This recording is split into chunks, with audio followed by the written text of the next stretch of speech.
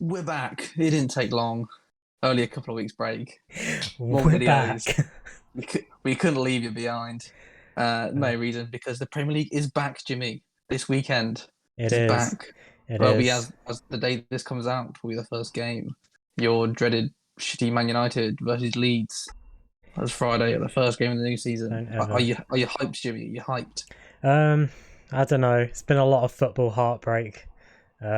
This past year. I don't know if I'm ready yet. We'll see. We'll see when the games start. That's usually when we get the blood pumping. Okay. Um, Well, obviously the reason we're here is we're going to be predicting, as we did last year, how the table's going to end at the end of the season. Hopefully, we'll do better than last year because we were shocking.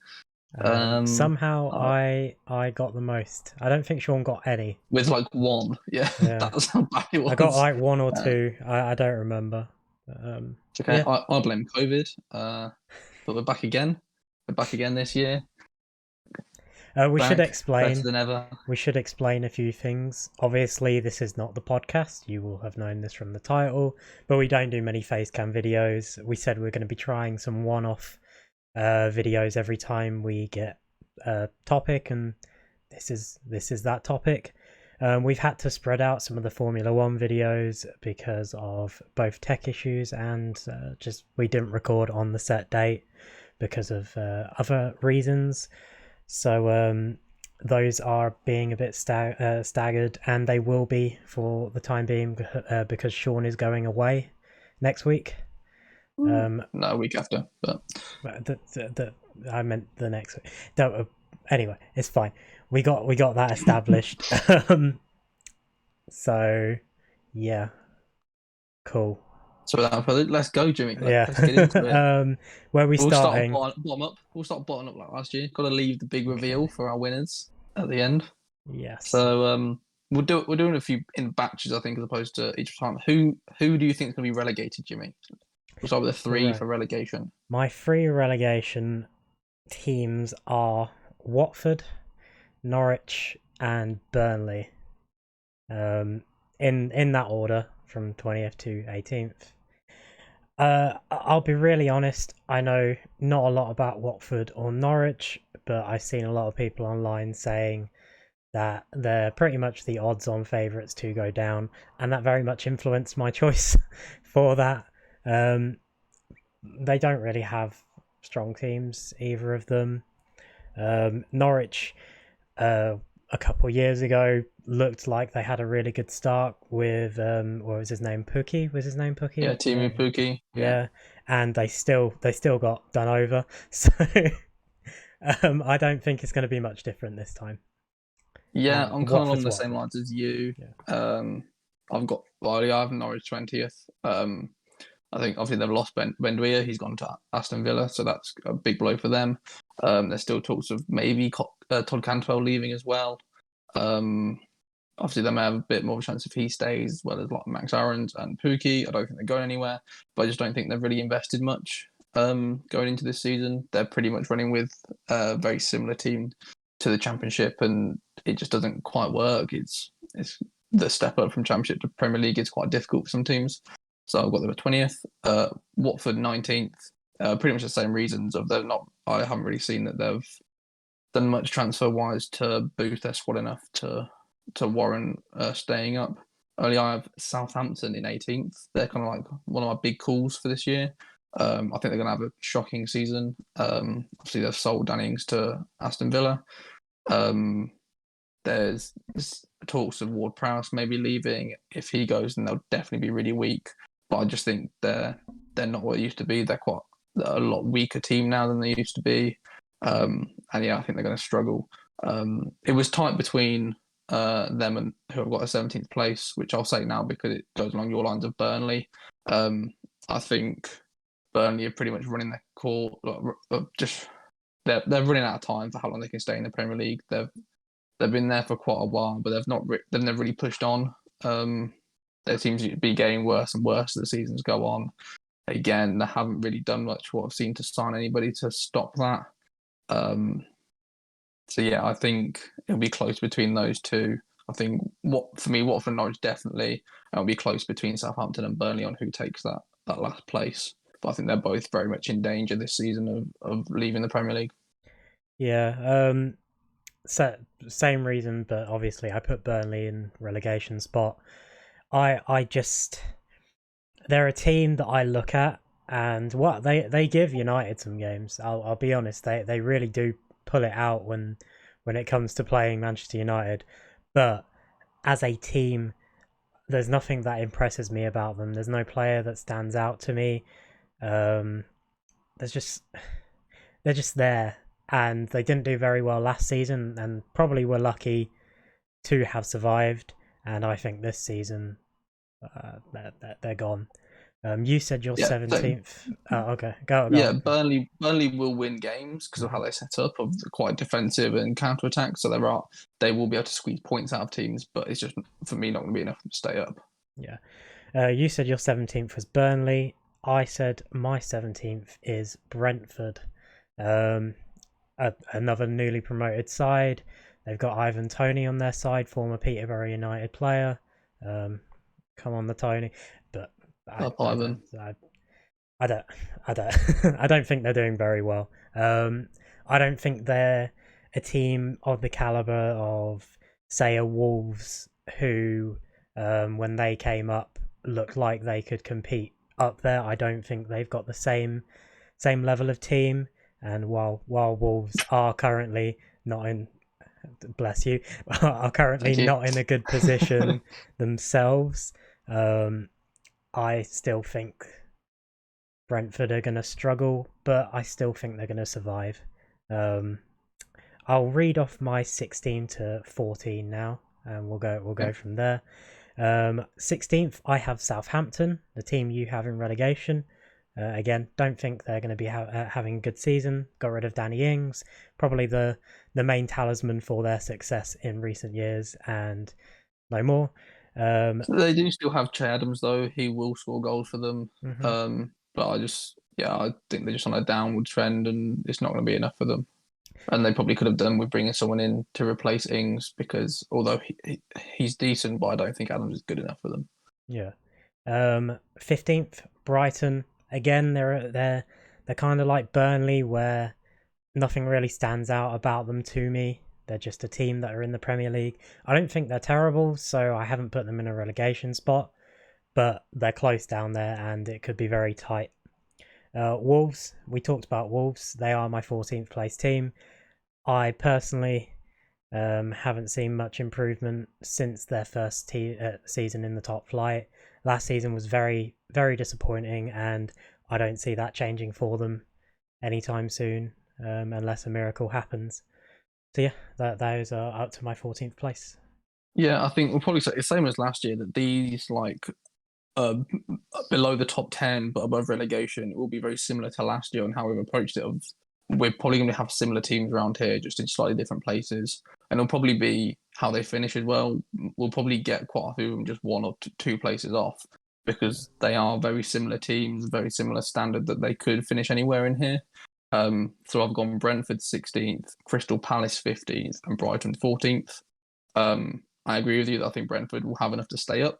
I think they looked good last year in the Championship. And I just think the teams that go through the playoffs seem to have a good record in the first season. So I'm kind of banking on that as well. But I think, again, it'll be close between. Won't be far above Burnley for me, but they will just survive.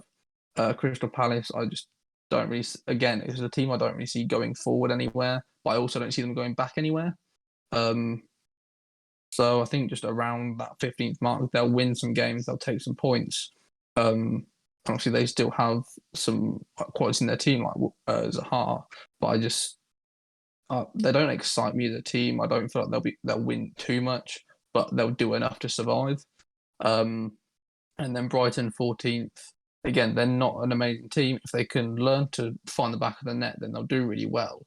See, last year, one of the big things was that their ex-goals was one of the best in the league. Their predicted goals, or whatever it stands for, I can't remember that thing, but that was really high. So if they had a striker who can convert a lot, then they'd do really well. But I haven't seen them get anyone in to do that for them. Also, Sanchez, the goalkeeper, came into great form at the end of last season with his clean sheets and enough to earn himself a Spain call-up for the Euros. So he'll be quite good for them. They're normally quite solid in defence. How much losing Ben White will affect them, I'm not sure. But that could play a big role. Could end up dropping them further down than where I predict. But I think around that midsection, they're going to be somewhere there. So it's just a case of fitting everyone in somewhere. So that's what we're going for. Yeah, cool. 13th to 11th now.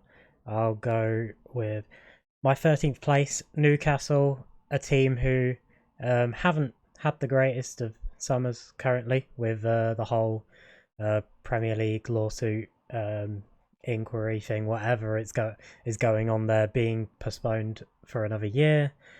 I don't think that'll be good for morale. While I don't think they'll be going down, I don't think they're good enough to challenge for any top half place.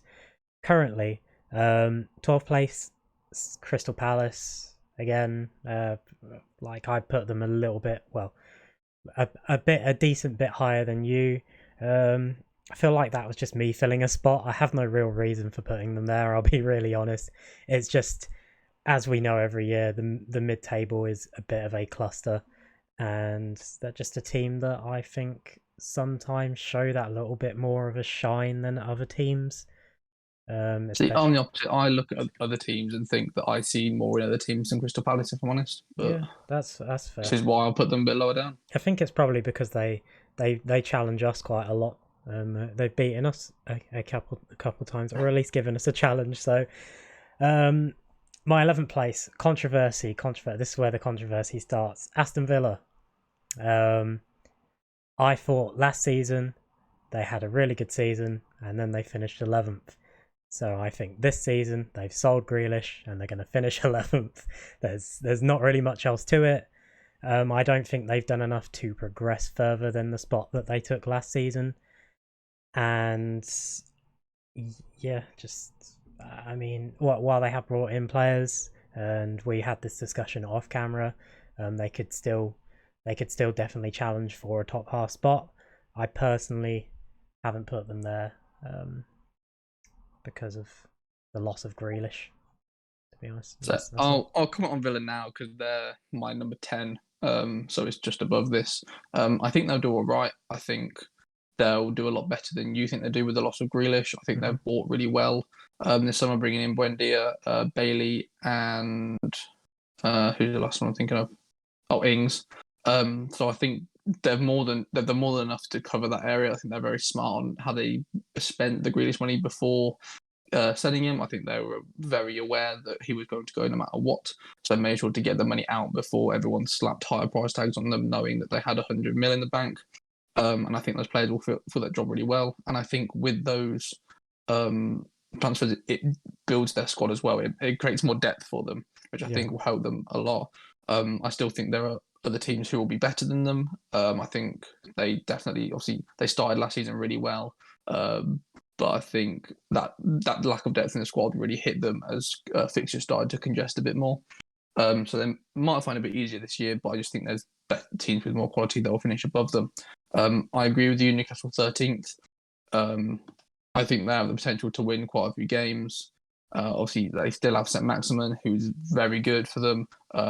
It looks very likely that Joe Willock will be moving from Arsenal to Newcastle at any moment. So I think that's a good signing for them and will definitely help them as well. But again, they're not the team they used to be from the early 2000s. They're one of those teams that they'll win a few games, but they won't really. They've been stuck around this area for quite a few years of this below 10th, but like above 16th sort of thing, where they just hang around there. They've not been able to progress at all. Obviously, there's a lot to that to do with owners and God knows. There's no fault of the players, I don't think, but I think they'll just stick around there. My second big call on this is I have West Ham in 12th. Obviously, they did enough to get into Europe last year. However, I think they will struggle this year because of that. Obviously, a lot more fixtures they'll have to play. and they don't really have that depth in the squad to deal with those extra fixtures. They'll have a lot of travelling to God knows where because of that. And if they get a couple of injuries, let's say Antonio gets injured, they'll be a bit screwed there. If someone like Souček gets injured, they don't really have the people to come in and fill that void. So I think they'll have to prioritise one or the other, either league or Europe. And I think early on, obviously, they'll want to do as well as they can in Europe. So it may be that leading up to Christmas time, maybe they end up losing a few Premier League fixtures because they just don't have the depth in their squad or the fitness to compete in both competitions. And my 11th place is Wolves. They didn't have a great season last year after losing Jota, and Jimenez was injured for basically the entire season. He's now back. I think he'll do well coming back. And something new with obviously Nuno leaving. I think that could give a bit of life into the team. So I think that would be better than last season, but not enough to get back to where they were previously, of like just under those big names. And obviously, I said Aston Villa in 10th. Yeah. So I'll say my 10th, and then we'll move into the top half of the table. My 10th, we've already talked about on West Ham. Like you were saying, being in Europe this year will hamper them. I also don't think they've got the depth to challenge for that spot again this year. And yeah, like they're just. I don't think they've done enough to have been damaged to get out of that top half. But it's gonna be close. They're gonna be close. They've also lacked signings. They've obviously signed Areola from PSG, but there was nothing wrong with Fabianski, so he's going to end up being in a shared role anyway. I think that probably one of them plays the cups, one of them plays the league, which helps with that fitness situation. But they really need another striker. Like Antonio is good, and on his day he's really good. But I said if something happens to him, they're screwed, and they don't really have anyone to back up at all. They really need to make a few signings.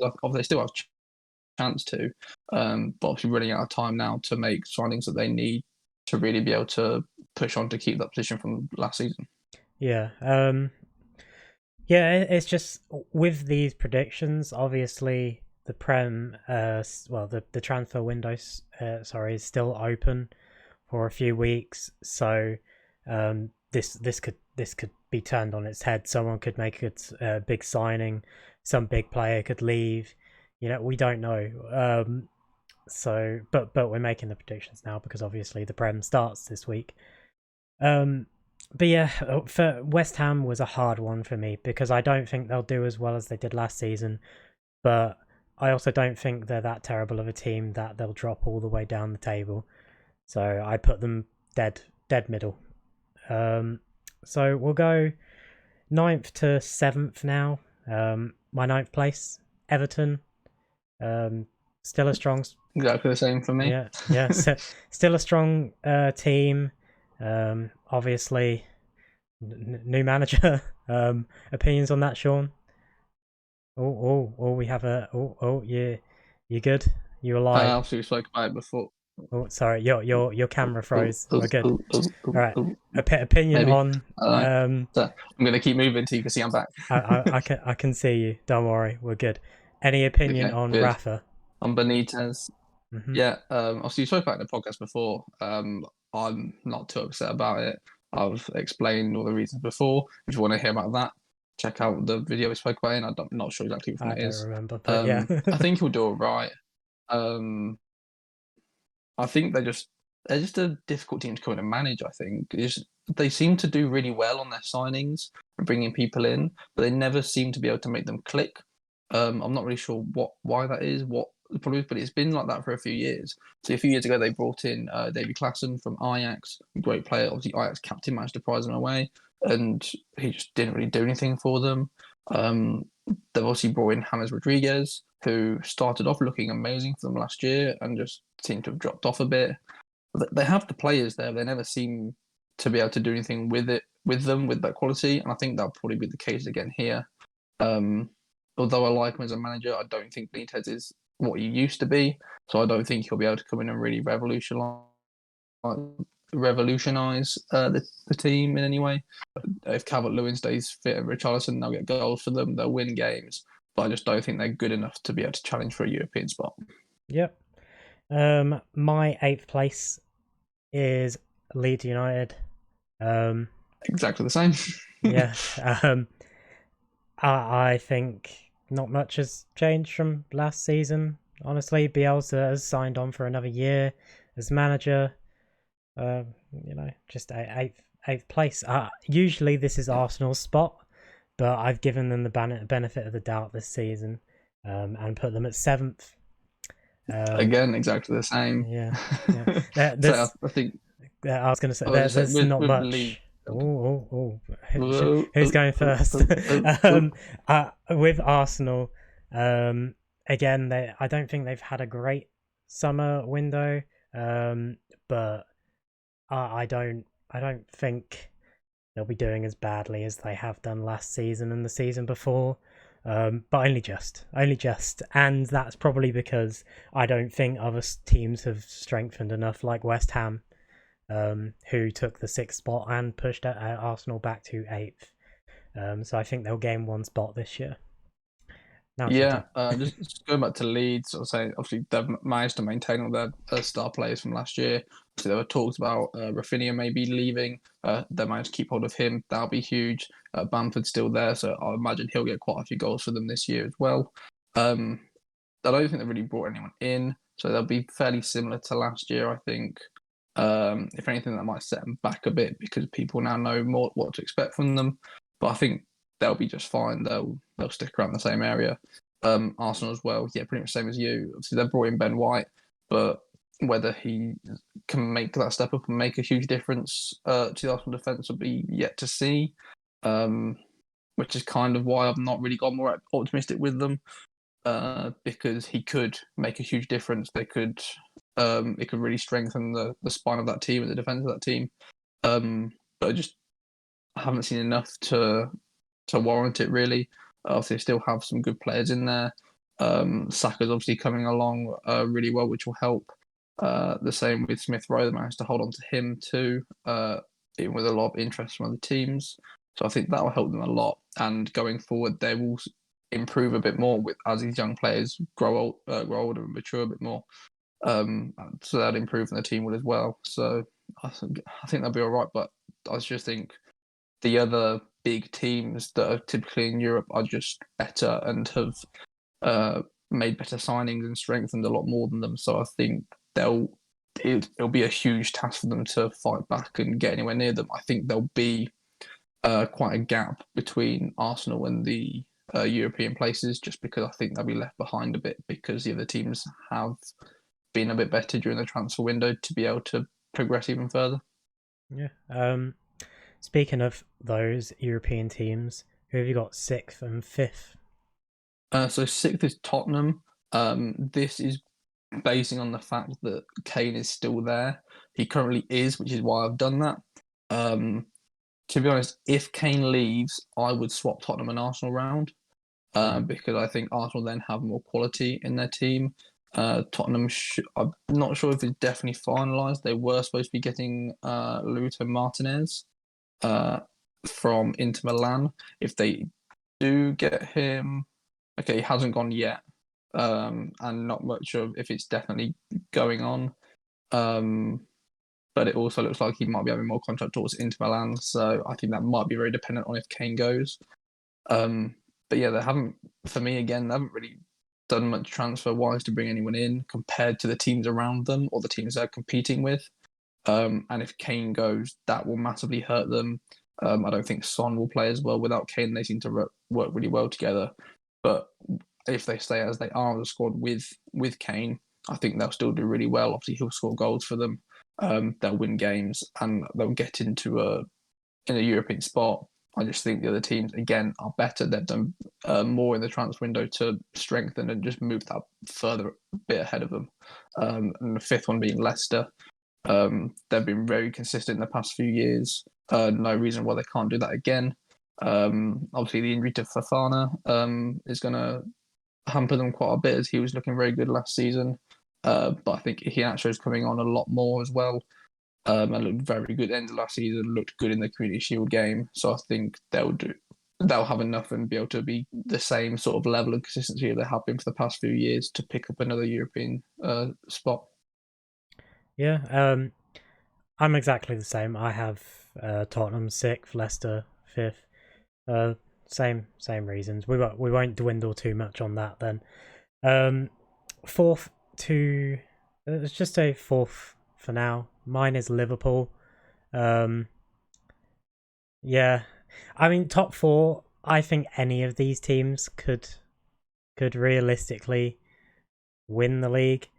I think 2 of them more than the others. Yeah, but yeah, Liverpool all depends on how Van Dijk plays when he gets on the pitch, I guess. It's you've also got is it Robertson out for a few weeks? yeah. For the first 3 games of the season, he's injured. If you Although don't, Tsimikas has been looking good pre-season, so that helps a bit. But obviously, without Robertson, will be quite a big blow, I think. yeah, if you don't get off to a good start, I see you at 4th, and I mean, obviously, I picked you at 4th, but anything can happen. But yeah, who's your 4th? Yeah, so I've got Man United. We thought so. But it's one of those where I think, as a disclaimer now, with these 4 teams, they all comes down to very few, like a little factor on each of them that, depending on how that goes, would easily make me change their position. And the reason I'm keeping Man United lower for the moment is because Varane isn't confirmed yet. Obviously, it looks very likely that he will be going. But obviously, anything can still happen. It could still fall through. And I think without him, you'll still have your Man United will still have the defensive problems that they've had in the past few years, because they'll then have to rely on Lindelof again, who I just don't think is good enough. I think if you bring Varane in, he completely changes that team, because he makes Man United so much more secure in defence. He'll help bring Luke Shaw out a lot more, and obviously he's been on top form recently. It'll make Maguire better. And obviously Wan-Bissaka was just good anyway down that right hand side, so it will just help to solidify that a bit more. For me, again, it just comes on these little factors for each one of these 4 teams that I put in the top 4, on which ones happen and which ones don't, that they could easily swap round. But yeah, I'll keep Man United 4th for now, just because that's not confirmed, and obviously that's because of that. It's more likely to me that the rest isn't going to happen, or like that it's not going to happen compared to the other things that I have in my head that will affect my decision. But I think if that Varane transfer does come through, Man U could easily be challenging for that top spot. I think it pains me to say it, but I don't think they could. Yeah, I will get on to United now, because I have United at 3rd. As much as I'd like to put them at the top, I still don't think they're as strong as City and Chelsea, who are the top 2, but I didn't say which order, you don't know yet. But yeah, I'm taking it from the point of view that Varane's pretty much a done deal, and it's just COVID quarantining restrictions and medical stuff that has made it, to where they haven't announced him. There have been a lot of credible sources online who have basically said United are planning on announcing him in this week. So there's been so much about him. He was watching the preseason game against Everton, I believe, and there was a picture was posted of him watching it.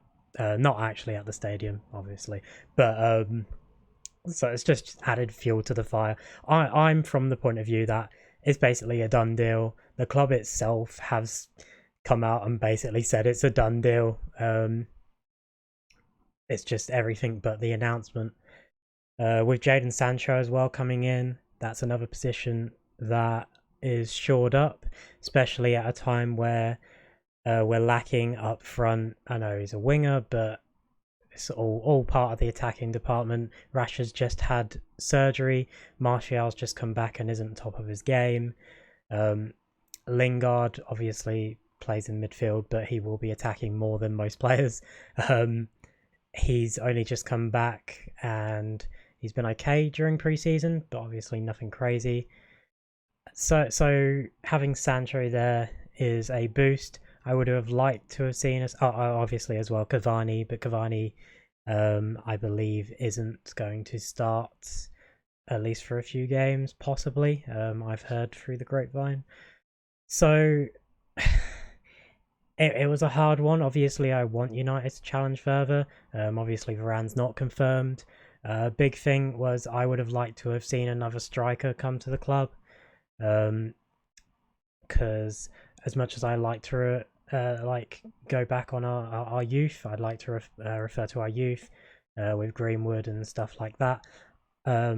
Greenwood isn't played as a centre forward, and Cavani is leaving after a year. Rashford doesn't play in the position anymore, and Martial is honestly a bit too inconsistent for me, and I think we need to start thinking about the future of the club before we challenge further for the title.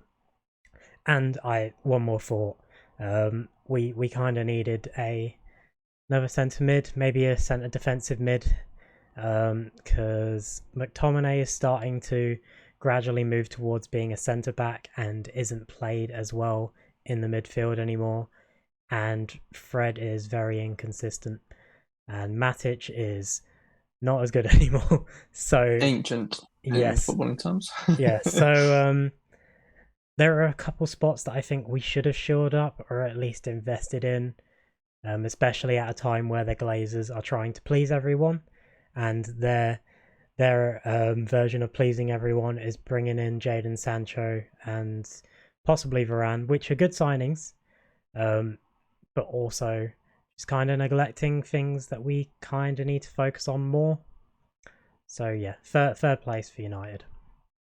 Yeah, I put Liverpool in third, more because I couldn't bring myself to put them any lower. But I think we'll come back better than last season this year.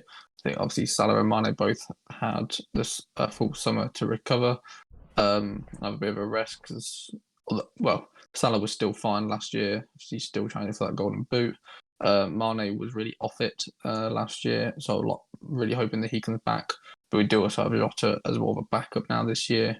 Firmino seems to be getting on quite well in pre-season, as he had a bit of a quiet season last year as well. Bit disappointed we haven't brought anyone in to replace Wijnaldum. I would have liked that, but at the same time, I still do back the players that we have in midfield.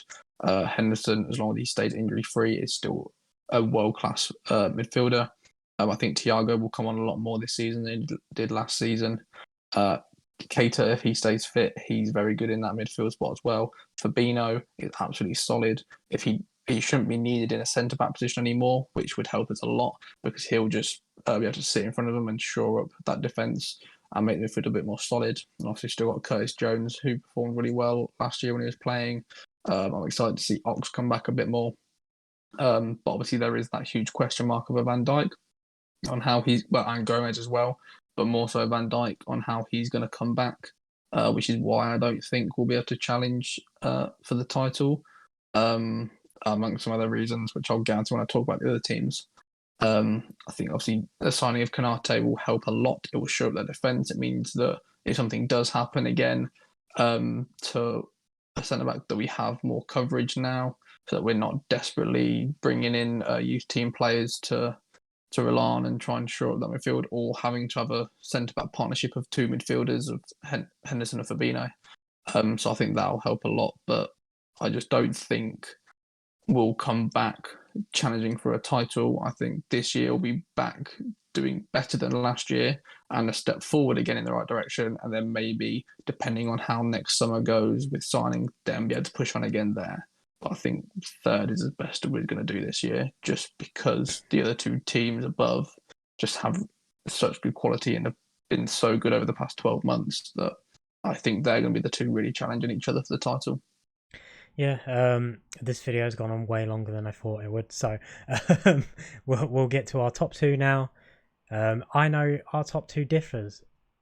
So mine is Manchester City second and Chelsea first. Reasoning being, I think Chelsea have done a better job at strengthening their squad, or are looking to have done a better job. One of the positions they really needed to fix was their striker. Timo Werner just wasn't good enough, or isn't good enough because he's still there.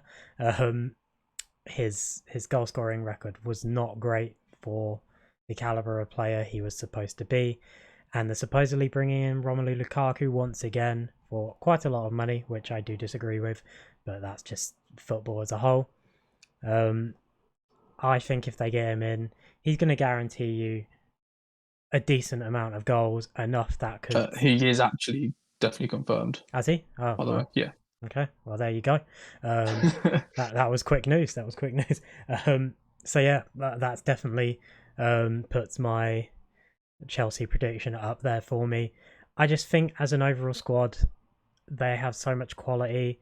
They beat Manchester City in the Champions League. They just won the Super Cup as well, if that matters to anyone. And just the fact that I know it's about 38 games and not about 2, so just the fact that they've got the better of City. I was going to mention that. Yeah. I know saying that doesn't matter, so it's not judged on that, but it's just when I see the flaws in Manchester City, I see a bit of inconsistency. Kevin De Bruyne is one of the best players in the world. We've always said this, we've always doubted that, and he was still a great player last season, but at times he was inconsistent. He does seem to be starting to get a bit injury prone recently as well, which Yeah. I will mention. Obviously, he's injured again for the start of the season, so won't feature. Obviously, he missed a lot of last season, or a fair bit last season due to injury as well. So that could play an impact if he's not able to stay fit throughout the whole rest of the season when he comes back. Yeah. So I know Aguero wasn't playing as much as he probably should have been, but with Aguero leaving as well for Barcelona, whether he actually stays on the books there or not is a different story altogether. Or can get on them in the first place officially. But I just feel City are still a top quality team. They're one of the best squads in world football. They had so much squad depth, but at the same time, I think they're at a point where they're starting to lose some of their best players, or some of their best players are just not at the top of their game anymore, i.e. De Bruyne being injured. And it's kind of a situation like Van Dijk. When De Bruyne comes back, is he going to be playing consistently? When Van Dijk comes back, is he going to be playing consistently? You don't know. So that's why I kind of put Chelsea over City, just because Chelsea have that consistency, and they will have that with Lukaku now confirmed. So yeah, your top. Yeah, for me, I've gone the other way around. Chelsea second, Man City first. Obviously, that Lukaku transfer does boost Chelsea a lot. It will definitely help because Werner didn't really live up to the standard that people were expecting him to last season, goals wise, and Lukaku will definitely fill that hole. He may even be able to bring out a bit more out of Werner as well, depending on how they play. They might play him alongside each other, they might not. Obviously, have to wait and see. I do think Chelsea look really good and look really strong and can definitely challenge City for the title. Just for me, City just have that ridiculous depth in their squad as they have for the past few seasons. So I don't think they'll have any issues. And I think it showed last year as well that Man City had a terrible start to the season, but still, when you got to Christmas time and just after, there wasn't really anyone challenging them a huge amount. Obviously, Man U were there and they thought for a bit maybe they could. But when it came to the end of the season, there wasn't really a challenge in there at all, actually. Yeah. And I think that just shows just how good City are, that even with that, they are still, even with that bad start, they were still able to just power through, just go on just such a ridiculous run of results to then actually winning the league so comfortably. I do want to just interrupt you here, just because my opinion of that is that while City did go on a great run of results, and that's great for them, a lot of the fact that they got so far ahead was because other teams just lacked. They were just United had a terrible run of form at home. Where I don't think we won like half our games, home games. Like, it was that bad, but our away form was excellent. But we started to slack even more and more as the season went on, and it was a shame. But I think that you can obviously say that other teams faulted, but there's nothing to stop them doing that again. No, that's not what I'm saying. Man, you have potentially made 2 great signings, but I don't think those, although they improve, and I think Man U will do better this year. I don't think they're enough to completely overturn that form of how they were. And I think that just again comes back to, yes, those 2 signings for Man U are going to help a lot, but if then one of those signings get injured, you're then back to where you were last season, which will then be a lot weaker for you. Whereas City, one of them gets injured, they've proved over the past few years they still have the depth in their squad to come and replace someone else. They've just bought Grealish for 100 mil, which just bolsters that attacking options even more. And I think he'll make a big impact as well, because he'll be able to give them so many more options going forward. He'll probably change their game a lot, of being able to draw out a lot more fouls for them, get in around the box a lot more. I think he will help and make a big impact. And yeah, they just seem to put out the bag no matter what. And I think it'll be the same here. Obviously, defending a title is one of the most difficult things to do. Not many teams do it. But I think City have the capability of doing it. So they just have the star quality players that they need, and they have them in abundance. As I said, with De Bruyne being injured, there's still so many people that can come in and fill that position. Like, the midfield is packed. They have Fernandinho, they have Rodri, they have Gundogan, they have Foden, they have Grealish, they have Sterling, Mahrez, Bernardo Silva. All of those can come in and fill that spot. It's just, whereas other teams just don't have that, and that's where especially it'll just help them just every season until those group of players age too much. Then they'll have those issues, but they have younger players like Foden and Ferran Torres in that squad still that will just fill those gaps anyway. So I think this is going to be the situation for City for a long run, if they have too much depth to be challenged by anyone. Yeah. And anyone who tries to will need to have a ridiculous run of form and do something spectacular and put themselves up there with one of the best Premier League squads of all time to be able to actually challenge them and take the title from them. Yeah, I mean, I agree as well. I wanted to spice it up and put Chelsea at top, so that's what we're doing. Yeah. So those have been our Prem predictions. I will probably flash up the table here for, I don't know, however long we have the end of this little video. That is clocking in at nearly 45 minutes long. It's only going to take 15 minutes, Sean. It's fine. But yeah, this has been our predictions for the 2021-22 season. We're excited to see it start this weekend. This video probably will go out on Saturday, so yeah, day of, weekend of. So stay tuned. We'll have more Formula 1 coming up soon. We have another game that we're going to be playing within the next few weeks. A mystery game. So make sure you subscribe so you don't miss out on what that mystery game is. Exactly. Also let us know who you think is going to win the league in the comments if you watch this. Yeah, we want your lists.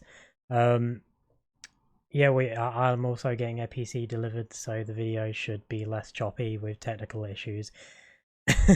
You would hope, but we'll see on that one. We'll see. But what do we say? we're good. We're done. We're here. You've seen our list. Stay tuned for more content. Subscribe, like, follow, all of the above. Hit that notification bell for all that Reverbium goodness. If you want to see us play F1 badly, there is a video coming out. Well, there was a video that just went out probably. I think it must have come out on Friday, and there'll be another one coming out on Monday, hopefully, depending on if we get time to record it. We'll see. So I've been Jimmy, that is Sean, and thank you for watching our Premier League predictions.